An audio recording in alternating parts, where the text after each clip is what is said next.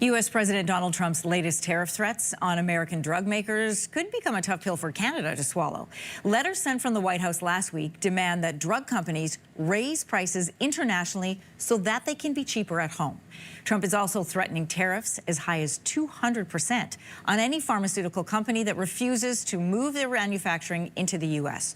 So for a look now at how that could affect Canada is a pharmacist and owner of Lawler Rylander Pharmacy, Kiro Masai. Welcome to your morning. Hi, Marie. Nice to have you. So the letters, there were 17 of them sent out by the White House, say that the drug prices are 3 times higher in the United States when you compare it to other countries. How likely are drug companies then to give in to his demands of increasing prices internationally and lowering them at home? So first of all, we have to address one thing. Drug prices in the United States are extremely expensive. They are the highest in the world, and unfortunately, there are people that die in the United States because they can't afford medications, and it's a very sad thing. So I agree that drug prices in the United States need to decrease. What I disagree with is demanding that drug prices increase in Canada and other nations so that they can decrease in the States. The reason drug prices are high in the States is not because they are low in Canada or in Europe, for example. It's an internal problem. It has to do with their legislation, and it has to do with middlemen getting kickbacks from drug companies so that they can keep the drug prices high. So pharmacy benefit managers, or PBMs, and viewers can look them up, they are actually the biggest reason why drug prices are high in the United States. It has nothing to do with drug prices in Canada. The second thing is, in Canada, we have a unified body that negotiates or puts a ceiling or a cap on how much pharma can price drugs in Canada. In the United States, not only do they not have a body like this, but pharma and pharmacy benefit managers have advocated for many years and lobbied the Congress to prevent such a body from being formed in the first place. There is a very strong lobby against that in south of the border, which, as you say, leads to the situation they're in right now. Also because it's set up purely as a for-profit model, as opposed to how we do it here in Canada.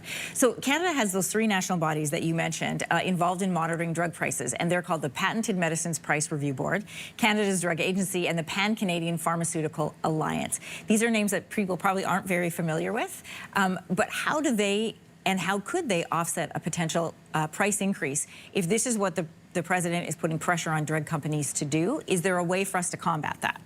So in order for a drug company to agree to PMPRB, or the Patent Medicine Price Review Board's conditions or the ceiling, so that they could market their prices here in Canada, they have to agree to a certain ceiling so they could start selling.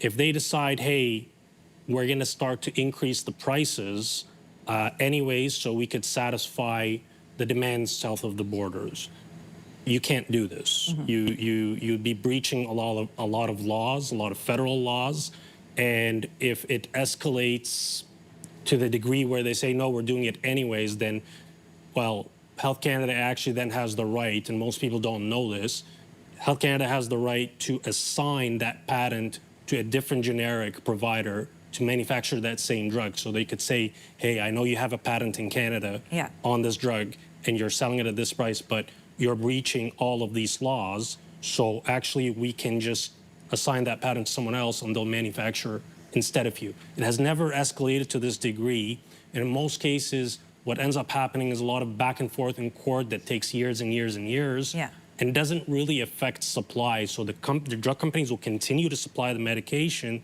but they'll be fighting it out in court.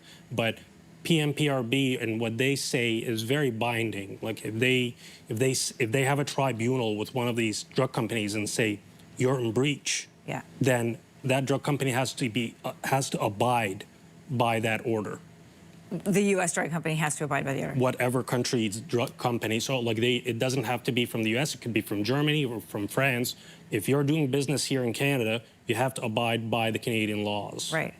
So in the U.S., the federal government doesn't have a lot of power to control the companies, but they can apply this kind of pressure.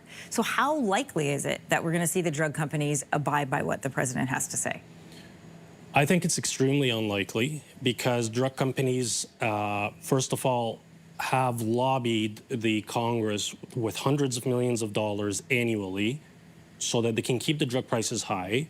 They also pay kickbacks to pharmacy benefit managers, which are trying to do similar things here in Canada, unfortunately, but PBMs are getting kickbacks in the billions of dollars that are relevant to the overall drug price. So the higher the drug price, the higher their kickbacks are. Yeah. Both of these have lobbied the Congress to change laws and regulations to keep drug prices high and prevent a unified American body from negotiating drug prices in the United States. And that's the real elephant in the room. Instead of addressing this, there are letters being sent out to Pfizer, AstraZeneca, Merck, all these guys, and what's going to end up happening is, well, they have lawyers too, and it's going to take years and years in court, far past the presidential term.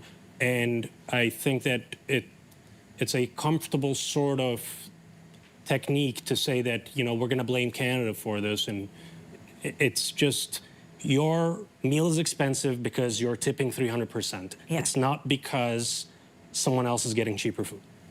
Great way to put that. Thanks so much for being here today. Appreciate this conversation. Always happy to be. If you like that video, make sure to subscribe to the Your Morning YouTube feed, where you can find all kinds of new content posted every weekday morning.